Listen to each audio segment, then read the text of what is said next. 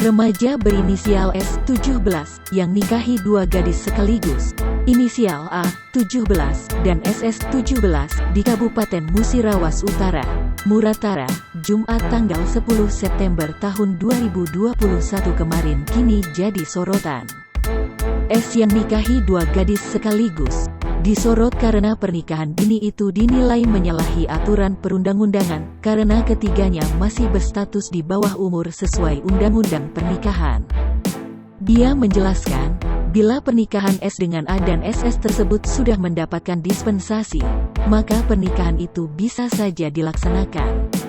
Lembaga yang berhak mengeluarkan dispensasi pernikahan tersebut adalah Pengadilan Agama. Dia memberikan imbauan kepada masyarakat bahwa alangkah baiknya jika ingin melangsungkan pernikahan harus tercatat di kantor urusan agama setempat.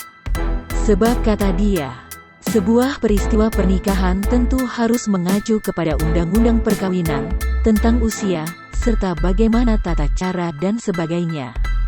Menurut Saifuddin, pernikahan antara seorang pria dengan dua gadis tersebut tidaklah menjadi suatu permasalahan asal semua prosesi tetap mengikuti peraturan yang ada.